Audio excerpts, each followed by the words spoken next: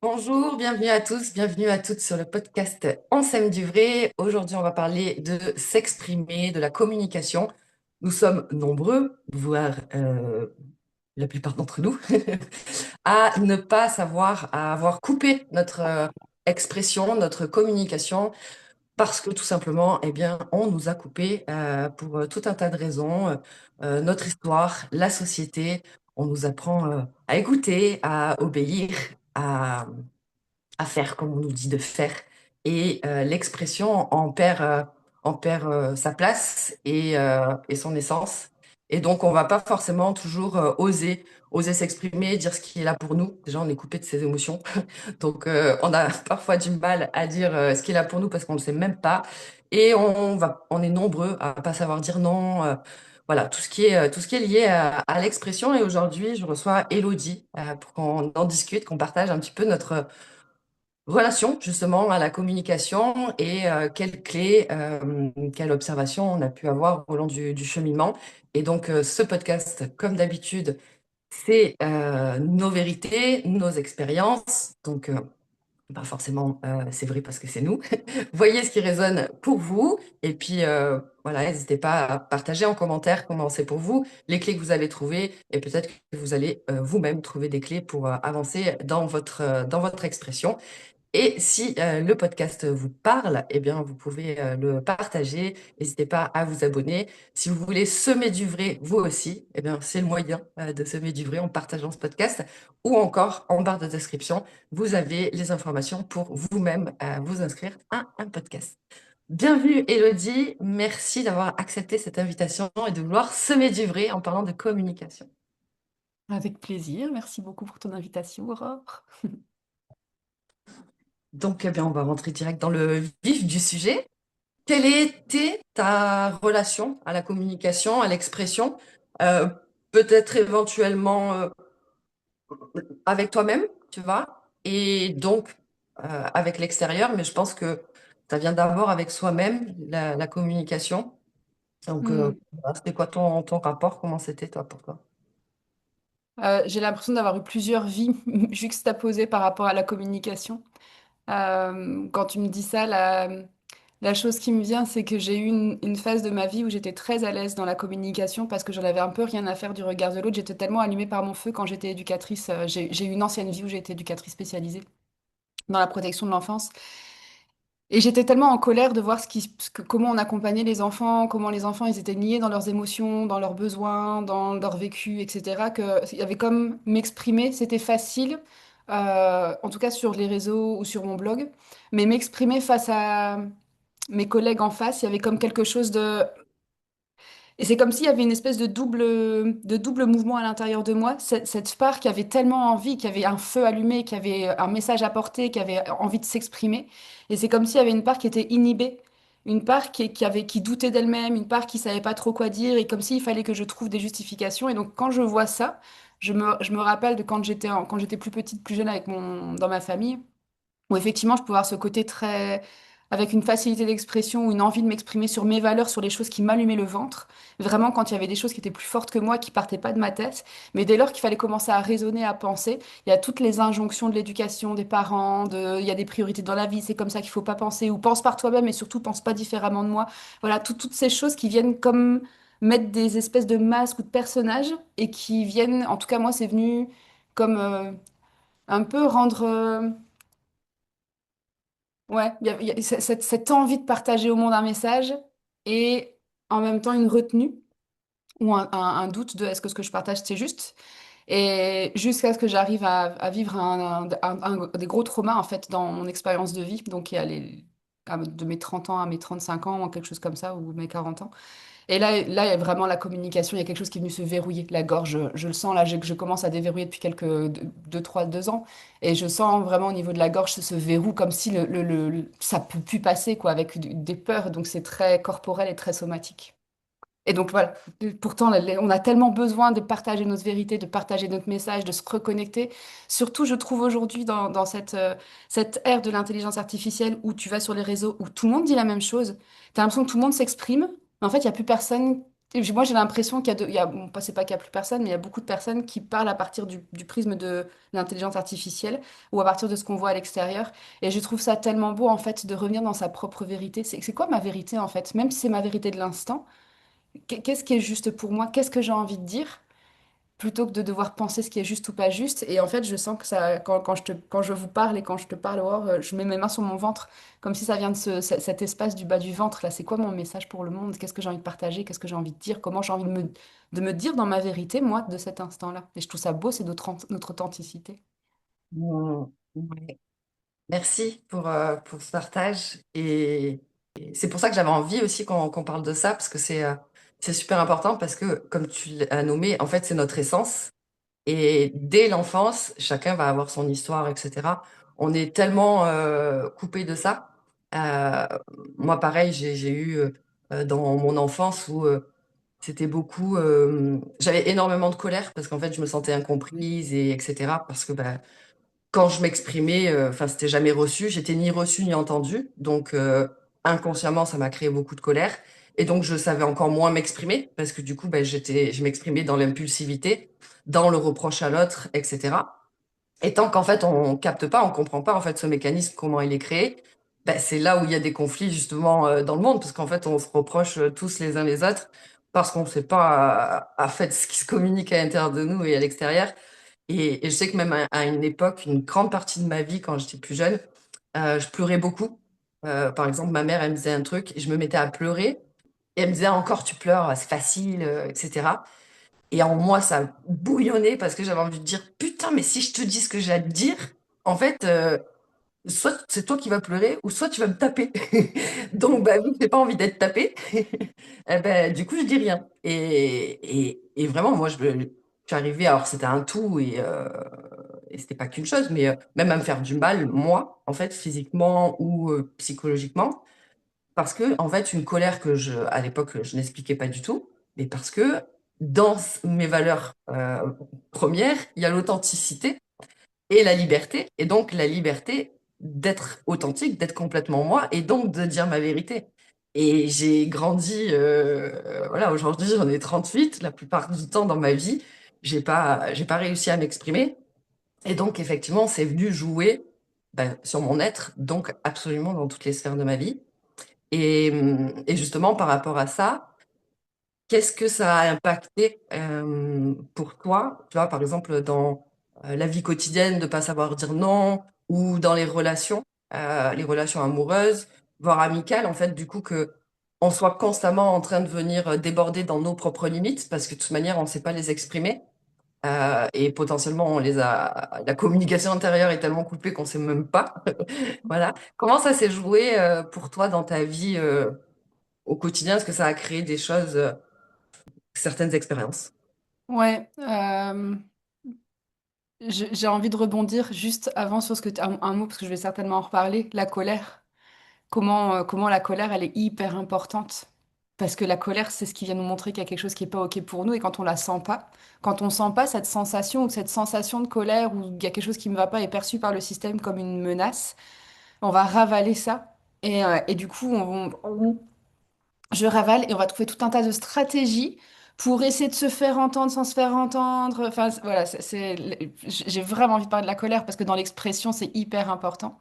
Et comment ça s'est manifesté pour moi? Alors, au niveau de mon activité professionnelle en tant qu'éduc, je pense que ça a fait que mes valeurs étaient tellement fortes que je m'exprimais et du coup, j'étais un peu le mouton noir. Donc ça, j'ai fait plusieurs fois cette expérience d'être le mouton noir. Et paradoxalement, au niveau personnel, il y avait comme beaucoup plus d'enjeux affectifs, relationnels, transgénérationnels. Et j'étais absolument incapable de poser mes limites. C'est-à-dire que quand, là, je rejouais mes schémas, c'est-à-dire que quand j'étais avec mon partenaire, que je voulais poser une limite, et puis j'ai pas trouvé un partenaire, ce partenaire-là pour rien non plus.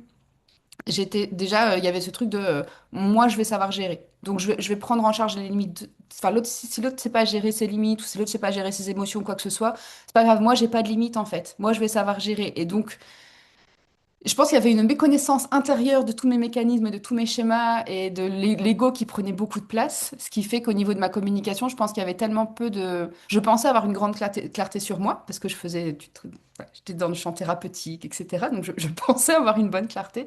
Et au final, c'était mon ego qui était à l'œuvre, c'était mon enfant intérieur, c'était mes blessures. Et donc ça a créé une relation très toxique, ça a créé des violences psychologiques pour moi, qui ont pour moi été très très violentes, une difficulté à m'exprimer. Et puis au fur et à mesure, je pense qu'au plus j'avais envie de m'exprimer, au plus la colère montait, au moins j'arrivais à m'exprimer parce qu'au plus j'avais peur. Il y a vraiment un cercle vicieux parce qu'au plus ce que j'avais à dire c'était important.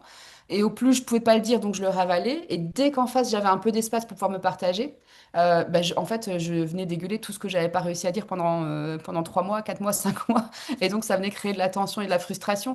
Donc, je pense vraiment qu'il y a un grand gain pour tout le monde à mettre de la clarté sur soi, puis s'entourer aussi de personnes qui savent nous recevoir dans qui on est. Parce que j'ai longtemps cru que je devais apprendre à travailler sur moi pour m'adapter à un environnement qui était toxique, alors qu'en fait, aujourd'hui, je fais l'expérience d'être entourée que de personnes pratiquement qui correspondent enfin, qui me mettent en sécurité, avec qui je me sens en sécurité. Et donc, bien évidemment, l'expression de moi est beaucoup plus facile avec des personnes avec qui je sais que je vais être inconditionnellement reçue, entendue, acceptée. Et ça, c'est quand même très, très satisfaisant. Et parce que je m'accepte moi-même, je pense qu'il y a c'est ce miroir aussi de parce que j'ai appris moi-même à me respecter, à respecter mes propres limites, à m'écouter dans mes besoins, mes émotions. Donc c'est comme si en face, il y a quelque chose qui s'est mis en mouvement aussi. Mais j'ai dû toucher quelque chose de très très dur et très très lourd et très très deep pour pouvoir me dire, OK, non, mais en fait, c'est pas comme ça, la vie, c'est pas possible. Dans ce que tu partages, je suis d'accord que la colère, il y a vraiment ouais, une place importante. Moi, c'est vraiment quelque chose qui a été présent énormément. Finalement, ça s'est absolument joué sur tout. Je me suis retrouvée dans des situations dans ma vie, et vraiment, limite, j'en ai honte. Tu sais, il y a la honte qui vient. Je dis, non, mais comment t'as pu en arriver là? Tout ça parce que j'ai pas su dire non. Et donc, bon. Et justement, dans notre communication intérieure, moi, pendant des années, aujourd'hui, ça va mieux, c'est encore un peu présent, mais ça va énormément mieux. J'avais ce truc où, tu sais, vraiment, quand tu as le cœur qui s'emballe, tu as le système, il est en PLS, tu as l'impression que le cœur, il va sortir de toi. Et en fait, je me suis retrouvée plein de fois à être devant des personnes, personnelles ou professionnelles, c'est si j'ai vraiment une conversation à avoir avec quelqu'un, ou tu vois, quand je faisais des démarches, que j'allais voir des pros, ou même qu'il fallait se mettre en ligne, ou mes premiers lives Facebook ou machin, etc. Mais au Seigneur, tout mon corps qui tremblait, etc. Parce que j'ai été habituée, ou quand j'allais voir mes parents, parce que pour moi, ça part de l'enfance, des autorités qui sont autour de nous, donc parents et l'école, etc., etc. Mon système, il était vraiment conditionné, et du coup... du coup, j'arrivais même plus à m'exprimer, tellement en fait, il était en mode survie. Non, mais là, on peut pas, là, il faut se barrer, en fait. Parce que pas du tout entendu. Et en plus, on vit dans un monde où on est toujours en train de se donner des conseils non sollicités, on pense savoir mieux que l'autre ce qui est à l'intérieur de lui, etc. Et c'est vrai que ça joue sur tellement de sphères. Moi, pendant longtemps, je me disais, je suis intelligente, mais je suis pas cultivée. Je le pense toujours. Je suis pas cultivée dans le sens où, tu vois, je connais pas les chanteurs, les acteurs, les machins. Je regarde pas la télé, donc je suis pas trop les actus. Enfin, tu vois, j'ai pas une grande culture euh, du commun des mortels, on va dire. Par contre, je suis très intelligente. Mais avant, dire ça, ben, c'était pas OK dans le sens où c'est plus important d'avoir de la culture et de savoir les nouvelles stars et je sais pas quoi que d'être intelligent, tu vois. Il y avait un peu ce truc, en tout cas quand j'étais jeune. Et ça a créé le truc avec l'autorité où face à quelqu'un qui serait d'apparence à un statut social mieux que moi ou une vie familiale ou machin que mieux que moi. Enfin, tu sais, ce sentiment de supériorité, infériorité, et je me sentais sans cesse en infériorité et du coup, comme l'incapacité de m'exprimer, parce que, bah, en fait, ça rejouait l'autorité qu'il y avait. Et qu'est-ce que toi, t'en penses? Mais je trouve que dans cette communication, le premier pas pour aller guérir notre relation, la communication, c'est vraiment d'abord la nôtre à l'intérieur. Bah, je pense que ça passe déjà par soi. Si moi-même je suis, si j'ai pas conscience de ce que je ressens, si j'ai pas conscience de mes mécanismes internes, si j'ai pas conscience de mes besoins, si j'ai pas conscience de mes limites, comment est-ce que je peux les exprimer à l'autre? Comment est-ce que je peux recevoir l'autre dans cet espace qui est moi? Et pas rentrer en fusion ou en dépendance ou en codépendance ou en avoir des attentes irréalistes sur l'autre. Et effectivement, moi je pense que en tout cas la séparation avec mon ex c'était il y a quelques temps, il y a quelques années, mais il y a eu, ça m'a vraiment permis de faire ce retour à moi pour dire mais en fait qui je suis. Qui je suis, et en fait, je suis la personne la plus importante de ma vie, et si je veux être en relation et en lien avec quelqu'un et communiquer correctement avec quelqu'un, ça me demande aussi d'avoir de la clarté sur ce que je veux. Et puis, il y a tout ça, et aussi, je vais quand même nommer sur nos propres jeux de manipulation, nos propres jeux de domination, nos propres jeux de pouvoir, parce que quand on n'a pas cette clarté, bah, c'est pas rare que l'enfant intérieur il prenne le lead, un petit enfant qui se déguise en l'adulte et qui, pour obtenir satisfaction ou pour obtenir ce qu'il veut, comme il n'a pas appris à le faire d'une façon qui était adulte, et comme il n'a pas envie qu'on lui dise non et qu'il a envie d'avoir les choses d'une façon, en tout cas moi c'était mon expérience, parfois j'avais envie d'avoir un oui en face et je savais que bah, pour pouvoir avoir un oui il fallait être gentil. Enfin, bah, voilà, j'avais appris en tant qu'enfant qu'être en empathie, être gentil, être douce, bah, ça marchait quand même vachement mieux. Bon, bah, ça n'a pas été mon cas dans ma relation précédente, mais en tout cas, j'ai mis en place, je dis on, mais je vais revenir à jeu, j'ai mis en place des stratégies euh, égotiques, en fait, pour obtenir ce que je voulais. Et parfois, ça fonctionnait. Et je me souviens, un jour, un thérapeute m'a dit, mais en fait, quand tu fais ça, c'est ce qu'on appelle un appel symbiotique. Tu dis, en gros, plutôt que de dire, j'ai froid, est-ce que c'est OK que tu ailles fermer la porte ou que tu montes le chauffage, ou est-ce que c'est OK pour toi que je le fasse? Bah, je disais, ah, il fait froid ici. Et comme j'avais fait l'expérience que bah, en face ça répond, je disais mais en fait pourquoi je me casserais les fesses à, à faire une demande à quelqu'un et prendre le risque d'avoir un non, alors que quand je suis dans la position de victime et que j'attends un sauveur, il y a forcément souvent il y a quelqu'un qui se lève et qui va le faire et ça marche. Pourquoi je ferais autrement? Et il m'a renvoyé, mais c'était il y a longtemps, il y a plus de 10 ans, hein, 15 ans, et il m'a dit, mais parce qu'en fait, c'est prendre sa souveraineté et reprendre son pouvoir. Et je me souviens qu'à cette époque, j'ai dit, mais je vois pas l'intérêt. Et donc, il y a eu tout un chemin de déconditionnement. Aujourd'hui, je reviendrai plus jamais en arrière. C'est tellement d'être dans cette responsabilité, d'être dans cette souveraineté et de pouvoir aussi recevoir le oui ou le non de l'autre. Bah, ça montre à quel point je peux recevoir mon propre oui ou mon propre non et être reçu dans mon propre oui, mon propre non. Mais voilà, c'est tout ce qui se passe à l'intérieur de nous qui demande à être libéré, nettoyé. Et puis regarder toutes les histoires qu'on se raconte aussi, parce que je vois aussi beaucoup dans le dev perso où toutes les c'est comme si on aime bien se regarder dans le côté victime est beaucoup plus valorisé que le côté persécuteur, par exemple. Il y a des côtés qui sont très valorisés. Et puis, voilà, je peux observer que bah, moi, en tant que femme, je peux être la victime. Oui, moi, en tant que femme, j'ai été victime, très clairement, à 100%. Mais j'ai aussi j'ai aussi mes propres mécanismes. Et le fait d'avoir de l'inconscience sur ces mécanismes fait on continue à tourner dans nos scripts et dans nos jeux. Et en fait, là, je pense que là, on est dans de l'inconscience totale et on ne vit pas sa vie de souveraineté. Non, mais j'adore parce que je pensais aussi à cet exemple et à un autre.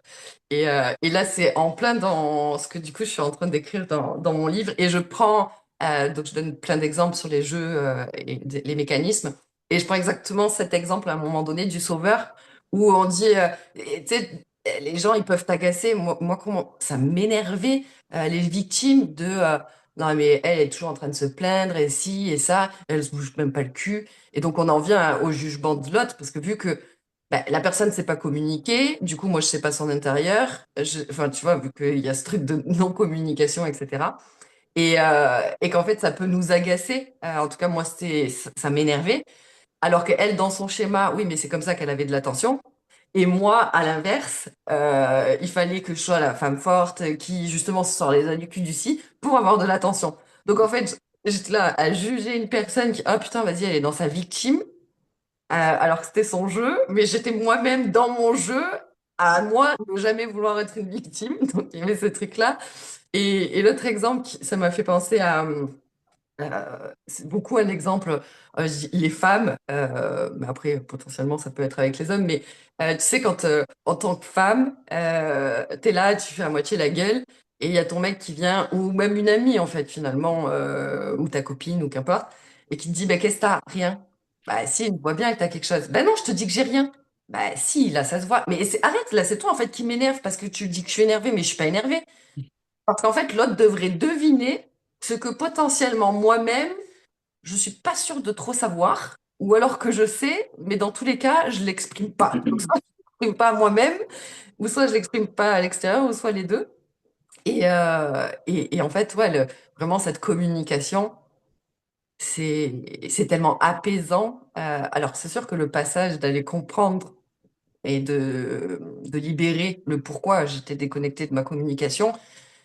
Bon, après chacun son histoire, mais ça peut venir vachement chambouler et faire sortir des doses qui sont pas forcément cool. Mais après, comme tu le dis, c'est tellement bon de pouvoir retrouver sa souveraineté et de ne pas avoir peur des oui ou des non. Euh, de rester dans un truc de... En fait, j'ai tellement peur de connaître la réponse que je pose pas la question. Et vraiment, enfin, quand on observe, je ne sais pas vous qui nous écoutez, mais c'est vraiment absolument pour toutes les sphères de nos vies, à chaque instant, la communication, elle est tout et partout, elle est biaisée partout dans toutes nos sphères et etc. Et donc ouais, pouvoir s'écouter à l'extérieur pour pouvoir l'exprimer à l'extérieur. Et comme tu le disais tout à l'heure, l'environnement, c'est vrai que ça aide. Il y a des cercles de femmes, il y a des cercles d'hommes, il y a des cercles mixtes. Il y a plein de cercles où on peut aller s'exprimer. Il y a aussi se faire accompagner, etc., etc. Il y a plein d'endroits où on peut commencer à aller s'exprimer de manière plus safe. Après, je sais que ça peut être un challenge parce que moi-même, je l'ai expérimenté. Parce que du coup, ben, on m'a jamais compris, on m'a jamais entendu, on m'a jamais laissé l'espace. Donc, je dis pas ma vérité. D'où, il y a quelque temps, j'ai commencé à la dire sur YouTube. Bah, au moins, je dis ce que je veux, c'est chez moi et puis il y a personne. Au départ, en fait, ça peut être challengeant parce que, bah, vu qu'on n'est pas habitué, on se dit, oui, mais dans un cercle, en fait, je peux pas tout dire, ça va pas être bienveillant, reçu, etc. Alors que c'est des espaces, vraiment, vous pouvez expérimenter. En tout cas, je vous souhaite d'expérimenter et de trouver des solutions, d'aller vers débloquer votre expression. Et donc, par rapport à ça, justement, est-ce que toi, tu as des conseils ou ton expérience, qu'est-ce qui t'a aidé à venir commencer à ouvrir les premières portes de l'expression, déjà de soi? En fait, il y aurait tellement de choses à partager. Vraiment, la première chose dans l'expression de soi, c'est déjà de se connaître soi-même. Qui je suis, c'est quoi ma demande, qu'est-ce que j'observe, c'est quoi les faits. Là, c'est un peu de la communication non violente, mais qu'est-ce qui se passe ici, c'est quoi la situation. Et plutôt que d'être dans de l'opinion, du jugement, de l'interprétation, du diagnostic, de l'évaluation ou de la rationalisation, de dire, OK, factuellement, c'est ça qui se passe. Comment je me sens par rapport à ça? Donc, d'avoir de la clarté sur ses émotions, sur ses ressentis. C'est quoi mon besoin en lien avec ça? Et puis, comment je viens faire une demande claire et comment je prends la responsabilité de ma demande et comment j'accepte que l'autre en face va pouvoir y répondre ou pas. Et en même temps, ça paraît tellement simple, mais c'est tellement complexe en fait de faire ça parce que quand tu fonctionnes de cette façon-là, à partir d'un espace d'insécurité ou à partir d'un espace de jeu ou dans ton script, moi j'ai pu utiliser la communication non violente en n'ayant aucune reconnaissance de ma propre violence intérieure. C'est-à-dire Mm. que tu sais, je vois beaucoup de personnes parler de la colère tout à l'heure. Quand tu es en colère, bah, d'exprimer sa colère. Je trouve que la façon la plus saine de dire que tu es en colère, c'est parfois juste de dire, enfin, d'exprimer ta colère, sans forcément devoir commencer à rationaliser pour être gentil, pour rentrer dans ton script. Et je pense que tant que je voulais voir qu'une version de moi, la version sage, la version gentille, la version bienveillante, qui a des paillettes et des licornes et des petits cœurs partout, c'était un peu la sainte, quoi et que je nie la partie de moi qui manipule, la partie de moi qui est dans des jeux de domination aussi, qui est dans des rapports de force, ou la partie de moi qui est pas claire, ou la partie de moi qui a aussi ses ombres, parce que ben, en fait, j'ai ça aussi. Je pense que on parle qu'à partir de nos personnages. Et en tout cas, de mon expérience, je pense que ce qui m'a de plus en plus aidé dans ma communication, ça a été d'accepter les différentes parties de moi-même, d'apprendre à me respecter, d'apprendre à m'aimer même là où je m'aimais pas avant, d'apprendre à mettre de la clarté sur ce que je ressentais et de dire, bah, en fait, peu importe ce que l'autre pense de ce que je ressens, j'ai le droit de ressentir ce que je ressens. Et ça a été un gros palier pour moi. Parce que, il y avait quand même, moi, je portais vraiment ce truc de je le ressens, mais c'est pas légitime. Donc, en fait, même si je ressens ça, pourquoi je, enfin, je suis qui pour... Il doit y avoir une vérité, et puis mes ressentis, c'est subjectif, donc c'est pas... Mais en fait, si, la vie, c'est de la subjectivité. On est des subjectivités ambulantes, donc d'accepter que je suis une subjectivité et que ma subjectivité, elle a le droit d'exister. Et que j'ai le droit d'exister avec la subjectivité de quelqu'un d'autre. Et ça m'a demandé d'accepter la subjectivité de l'autre et de ne pas chercher à manipuler pour faire entrer l'autre dans mon expérience.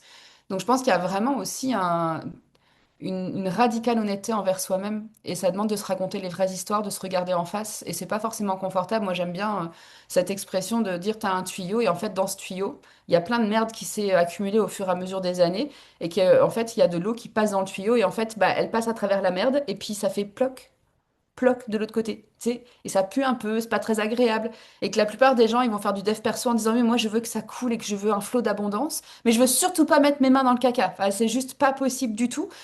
Donc, je vais tout détourner, contourner, faire tout un tas de trucs. Je vais mettre des paillettes sur l'eau qui coule. Enfin, je sais pas, je vais essayer de mettre des étoiles autour pour enjoliver. Non, moi, je pense qu'il faut mettre tes mains dans le cambouis et puis aller retirer la merde et puis après, l'eau, elle va couler. Mais effectivement, quand on rentre, enfin, moi, quand je suis rentrée dans ce chemin-là, et je pense quand on rentre dans ce chemin de se reconnecter à soi, ça demande de regarder les espaces dans lesquels ou les endroits dans lesquels nous-mêmes, on ne sait pas communiquer avec nous-mêmes, on se rencontre pas nous-mêmes, on se connecte pas nous-mêmes, on se respecte pas nous-mêmes. Et de mon expérience, au plus j'ai appris à le faire, et je me suis accompagnée pour ça, parce qu'il y a plein d'endroits où j'étais pas capable de le voir moi-même, au plus j'ai pu communiquer à partir de ma vérité, parce que j'avais moins peur du regard de l'autre, et j'ai de plus en plus aussi laissé l'espace à l'autre. Euh, mais ça demande d'être en relation avec soi et d'être en relation avec l'autre. Et je pense que c'est la plus grande initiation une des plus grandes initiations de la vie. Et si je pouvais partager aussi un truc qui m'a... Je pense qu'en tant que femme, j'entends beaucoup autour de moi, j'ai peur d'être méchante. En ce moment, j'entends beaucoup de femmes qui disent, mais je lui ai dit ça, je lui ai partagé ma vérité, mais j'ai peur que si je lui dis trop ou si je lui dis les choses d'une façon qui est directe, bah, je sois perçue comme la méchante. Et je pense qu'on porte tellement ce compte. Alors, je dis on, mais je sais pas si je vais pas faire une généralité parce qu'il y a certainement des personnes qui ne le portaient pas, qui ne le portent pas, mais je dois être gentille. Et que si je dis ma vérité, en fait, la bienveillance et l'amour, ça doit forcément passer par des sourires et par des cœurs et par de la gentillesse et de la bienveillance. Moi, les femmes les plus dans l'amour que je connais, sont pas forcément des femmes qui me séduisent à travers leur sourire. C'est des femmes qui me disent leur vérité, et qui me font confiance dans ma capacité à les recevoir et à qui je peux partager ma vérité. Et il n'y a pas forcément de sourire, il n'y a pas forcément de cœur, mais il y a de l'authenticité, il y a de la vérité. Et pour moi, être femme, c'est ça. Et je pense que de génération en génération, on a tellement appris à se taire. Ben, je ne sais pas si vous se rappelle, si vous vous rappelez, si tu sais, Aurore, il n'y a pas si longtemps, en fait, quand on exprimait notre colère, on était considéré comme hystérique, on était en hôpital psychiatrique avec des électrodes sur la tête. Enfin, reste à la maison. La Greta Thunberg récemment qui est partie, alors peu importe les convictions politiques, mais de manière, si on prend schématiquement ce qui s'est passé, Greta Thunberg qui est très en colère sur ce qui est en train de se passer à Gaza, en Palestine, qui y va parce qu'elle est en colère, donc qui fait pas de sourire, qui est pas en mode je vais bien, tout va bien, j'ai des cœurs partout. Non, j'ai des convictions, je suis en colère, j'y vais. Et Trump qui dit mais c'est une jeune fille en colère. Ben, comme si on rabaisse la colère, comme si on dévalorise la colère. Aujourd'hui, on a putain de besoin d'une société avec des femmes qui sont en colère. On a besoin de cette colère qui est une énergie de vie qui monte à l'intérieur de nous, qui peut faire peur, mais on la juge tellement parce qu'on a tellement appris à se taire, on a tellement appris à ne pas exister, on a tellement appris à ne pas nous dire, à ne pas nous rencontrer, à dire, oh là, ce que je suis en train de ressentir là, c'est pas bien. Puis il y a des générations avant nous qui sont mortes pour avoir été en colère ou pour avoir partagé leur vérité. Je pense qu'on porte ces codes-là et on porte ces mémoires-là, qu'aujourd'hui, on est dans une société où on est en train de regarder ça en face et on est en train de déconstruire pour reprendre. Alors, pour reprendre une place. C'est vrai sans être vrai, parce que dans les années 60, il y avait aussi des femmes qui... Enfin, c'est pas nouveau. Il y a toujours eu des femmes qui portaient leur voix comme ça. Mais je pense que là, il y a comme quelque chose qui vient aussi s'ouvrir, de dire, stop, là, il y a quelque chose qui doit se remettre en mouvement. Et ça doit passer par la gorge. Et ces mémoires qui sont bloquées dans le corps pour venir, pour venir réaffirmer cette expression, mais pas à partir d'un espace de je vais trouver encore des meilleures stratégies pour être gentil et le dire avec douceur, et comme ça peut-être que l'autre va pouvoir l'entendre, mais quand je fais ça, je le ménage, comme ça au moins je rentre pas dans les conflits, et c'est toutes les peurs en fait qui rentrent là. Et combien de fois moi j'ai ménagé l'autre. Donc ménager, ça veut dire j'ai dit les choses en édulcorant, en tournant autour du pot, en disant ma vérité sans trop la dire, en me disant mais il me comprend pas. Ben, parce que j'avais tellement peur de la réaction de l'autre, mais surtout de ne pas être capable de gérer la réaction de l'autre et de moi de pas me sentir en capacité de me positionner par rapport à ça, que je me taisais ou que je ménageais. Et aujourd'hui, je mets quelle simplicité de dire j'ai un truc à dire, je te le dis. Et je te fais confiance dans ta capacité à me recevoir. Et si ça te déclenche quelque chose, je me fais confiance dans ma capacité à pouvoir t'accueillir dans ce que ça te fait vivre. Et en fait, si s'il devait y avoir une clé, pour moi, ce serait celle-là, de me faire suffisamment confiance dans ma capacité à faire face à ce que ma vérité va déclencher chez l'autre, d'une façon qui soit aussi saine, parce que l'idée, c'est pas que je t'écrase le pied en le faisant exprès. Par contre, j'ai le droit de te dire ma vérité avec beaucoup d'amour, mais aussi avec beaucoup de fermeté. Et je suis très ouverte à ce que ça va venir réveiller chez toi. Et j'ai très envie de t'entendre avec ce que ça va venir réveiller chez toi. Ah, ça vient piquer chez moi. Ok, je viens respirer avec ça. Ou ah, merci de me partager ça. Et je viens sentir ce que ça me fait dans mon corps et comment je reçois ça et quelle est ma vérité à partir de ta vérité. Et là, on co-construit pour moi des relations qui sont hyper belles parce que chacun est dans sa vérité et chacun n'a plus peur d'oser se dire parce qu'on sait qu'on va être reçu et on sait qu'on a la possibilité de pouvoir nous exprimer tel qu'on est. Merci pour tout ce que tu partages, tout ce que tu nommes. C'est ultra précieux. C'est vraiment la base de ce nouveau monde, je crois. Je disais par rapport, tu vois, donc là, je suis en plein dedans dans le livre que je suis en train d'écrire. Et je partage, c'est un peu cette notion où et juste regarde, en fait, simplement quand tu vas, par exemple, au supermarché et comment tu te comportes en face de la caissière. Parce que, en fait, il y a un truc qui t'a pas convenu. En fait, tu l'agresses, elle t'agresse en retour, mais en fait, vous êtes deux personnes frustrées de vos propres vies qui ne savaient pas exprimer ce qu'il y a à l'intérieur de vous et dans vos relations, etc., qui créent en fait un monde qui est sans cesse en conflit, parce que chacun se renvoie ses propres poubelles inconscientes, donc tu n'en as même pas besoin, conscience, et ça crée le monde. Pour moi, c'est vraiment ouais, revenir à cette base-là, qui est super, super importante. Donc, merci pour tout ça. Avec joie, merci pour l'invitation et d'avoir permis cet espace d'expression aussi, parce que je pense que c'est important de pouvoir... Enfin, moi, en tout cas, ça me fait du bien de pouvoir échanger sur ces sujets-là. Je trouve ça riche. Pour vous ouvrir à la communication, il y a des livres comme tu l'as partagé, Elodie, il y a la communication non violente, on peut s'intéresser à ça, et on peut s'intéresser à plein d'autres choses. Je sais pas si tu as des livres ou des chaînes YouTube ou quoi que ce soit à partager. En fait, pas particulièrement sur la communication. J'ai l'impression que c'est tellement vaste et chaque personne est tellement à un endroit différent. Il y a des personnes qui vont avoir besoin de ravaler justement leur colère pour pouvoir dire les choses avec peut-être plus de paix. Il y a des personnes qui vont avoir besoin de s'exprimer avec la colère. Il y a des personnes qui vont avoir... J'ai l'impression qu'on est vraiment tout et tout à des endroits différents. Et moi, tous les bouquins et tous les livres, enfin, tous les livres que j'ai lus, ça reste théorique. Et je pense que, enfin, j'ai envie de dire, la première expérience, c'est de redescendre dans son corps et de prendre la décision. J'ai envie de communiquer autrement. J'ai envie d'avoir des relations plus apaisées ou j'ai envie de me comprendre davantage et de prendre vraiment une décision radicale à l'intérieur de soi et de regarder ce que la vie, elle vous propose par rapport à ça et que les réponses, elles vont arriver. Tu sais, on est notre propre oracle. La vie est notre oracle. Hum, Donc, c'est pas très concret, mais c'est ce que je peux recommander. ouais, oui, et c'est précieux, précieux aussi, et de se faire accompagner, Ouais. euh, parce que les livres, en fait, effectivement, ça reste de la théorie, mais quand on a des décennies, voire des siècles inconscients engrammés de non-communication, expression, bah, en fait, on a beau lire le livre, si le système il est bloqué et que bah, en fait ça passera pas. Donc se faire accompagner et bah, trouver la personne qui est juste pour nous, parce que c'est aussi ça. Moi je sais que bah, du coup par exemple toi tu proposes des accompagnements et tu fais partie des personnes qui m'ont bah, tu es la personne clairement qui m'a permis de venir me réconcilier avec le fait de partager ma vérité, mais du coup, je partageais ma vérité haut et fort, tu vois, un peu partout, sur les réseaux, etc. Mais bah, tu te rappelles au tout début, quand on a commencé à parler régulièrement tous les jours, etc., euh, où en fait, je savais pas comment m'exprimer sans dire, bah, en fait, la personne, elle a fait ça. Et j'ai envie de lui dire, bah, en fait, tu as fait ça. Enfin, Hmm. tu as fait ça, et du coup, ben, je savais pas forcément comment m'exprimer dans moi, je ressens ça, blablabla. Oui, mais au-delà de moi, je ressens ça, le fait est que tu as fait ça, et ça, c'est pas OK. Et du coup, oui, mais comment je fais pour exprimer mes émotions sans dire le tu qui tue à l'autre? Alors que, oui, mais c'est quand même toi.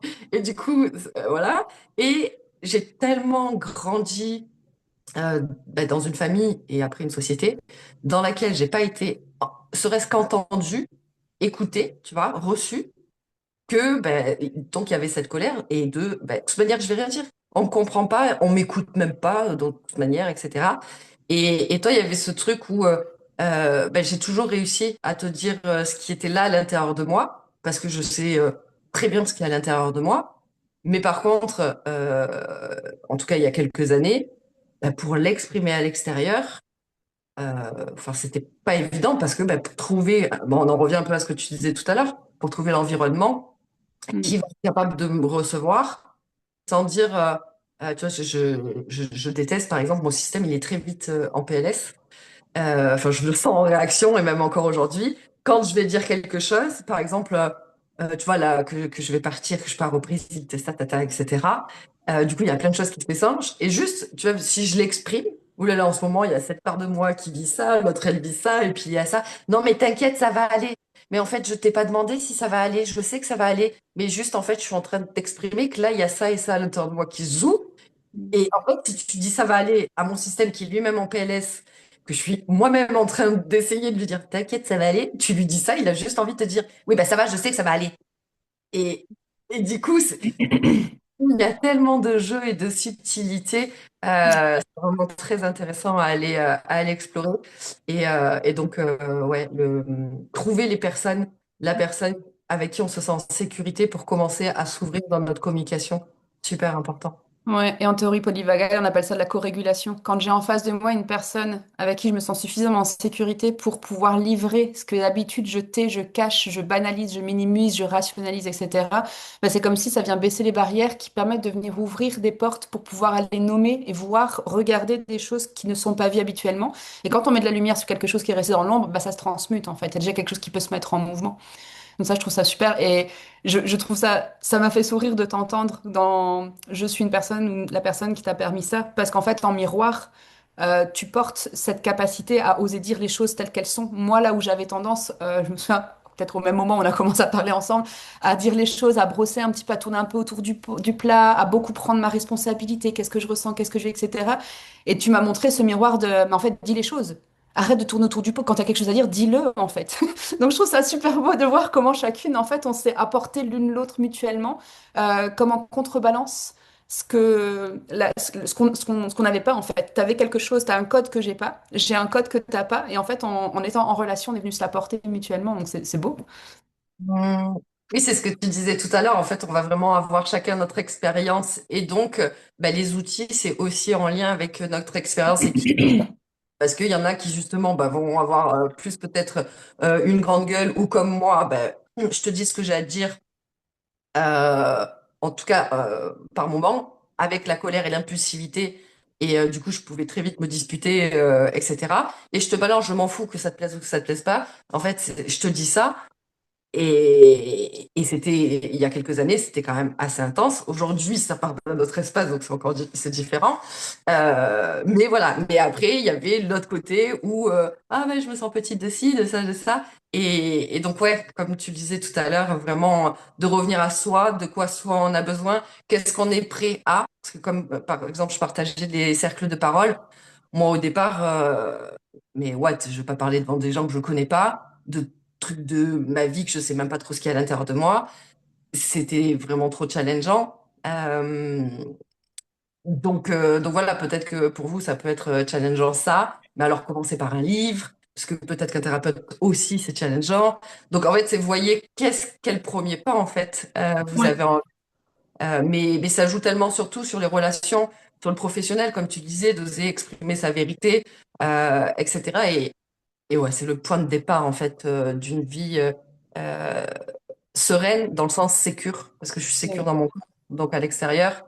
Et donc sérénité, paix, amour, etc. C'est ça. Après, la vie, elle est faite de hauts et de bas, mais du coup, après, on a les ressources. Toi et moi, on a plein de moments challengeants qui viennent, mais on a les ressources. Et donc, on arrive à traverser ça, parfois même en 5 minutes. Mhm. Euh, Avant, il nous aurait fallu 6 mois. C'est ça. Voilà. Et puis par rapport aux ressources, j'ai envie de dire aussi, c'est une publication que je vais faire là, prochainement sur Insta. de revenir dans sa propre autorité. Parce que quand on va sur Instagram, il y a tellement de personnes, Instagram, Facebook, YouTube, il y a tellement de personnes en fait qui partagent leur vérité. Mais Mm. c'est leur vérité à l'instant T, à partir de leur expérience, et de toujours se dire, est-ce que le discours de cette personne vient m'ouvrir des portes et vient me permettre de grandir, ou est-ce que le discours de cette personne vient me nourrir dans mes ruminations, ou vient me faire culpabiliser, ou est-ce que je me sens moins bien, en fait, après avoir écouté ça? Ça veut pas dire qu'il faut toujours se sentir mieux, parce que moi, des fois, j'ai des accompagnants où je dis, putain, tu me fais chier, t'es en train de toucher un point qui me fait me sentir moins bien. Mais je sais que c'est exactement le truc qui a été touché qui me permet de faire le prochain pas. Mais si effectivement j'ai du mal à connecter à ma colère et que je vais voir quelqu'un qui parle de toujours dire les choses avec douceur, etc., je vais juste venir renforcer mon script et que j'ai peut-être besoin d'aller connecter avec quelqu'un qui, bah, en fait, ce miroir que toi et moi on a fait, besoin d'aller voir quelqu'un justement qui va me donner cette autorisation à venir libérer cette énergie de la colère et une personne qui est beaucoup dans la colère de venir donner cette autorisation de revenir dans sa vulnérabilité et de trouver en fait c'est où est-ce qu'elles sont les ombres et comment on revient dans sa lumière et c'est pour ça que chaque expérience est différente et j'aime beaucoup Patrick Burensteines, qui est un alchimiste, qui dit que en fait notre intention à chacun et chacune est de revenir dans notre centre. Alors là, on voit pas avec le podcast, mais si moi, le chemin que j'ai fait pour arriver dans mon centre, c'est du point A au point B, donc dans cette diagonale-là, et je me dire, mais c'est ça le chemin pour revenir dans son centre, je vais faire ce chemin-là. Et qu'il y a une personne qui est à cet endroit-là et que je lui dis, mais regarde, moi je suis coach, je vais te montrer ce que c'est, parce qu'aujourd'hui, les coachs, on leur dit, transmets ton expérience. Non. Mm. Enfin, ça en fait partie. C'est bien d'avoir marché le chemin, mais si toi, ton expérience, c'est d'avoir fait ça pour arriver à ton centre et que l'autre, il est là et qu'il fait le même chemin que toi, lui, il sort du cercle. Mm. Parce que lui, son chemin, il va être autrement. Et on est toutes et tous différents. Et donc, c'est vraiment pour moi hyper important de revenir dans c'est quoi mon autorité? Comment je reviens dans mon pouvoir intérieur? Et ça, c'est un sacré chemin. Sa propre vérité. Et donc, du coup, on conclut sur Ouais. redevenir souverain, en fait, souveraine de sa propre vérité intérieure pour pouvoir après devenir souveraine à l'extérieur, souverain, parce qu'on va l'exprimer à l'extérieur. Merci infiniment pour ce bel échange. Merci Mm. de contribuer aussi à un monde meilleur en venant semer du vrai et puis en partageant tout ce que tu as à dire et à exprimer sur tes réseaux et dans tes accompagnements pour aussi accompagner les femmes notamment à retrouver Mm. leur souveraineté intérieure. Merci beaucoup. Merci à toi.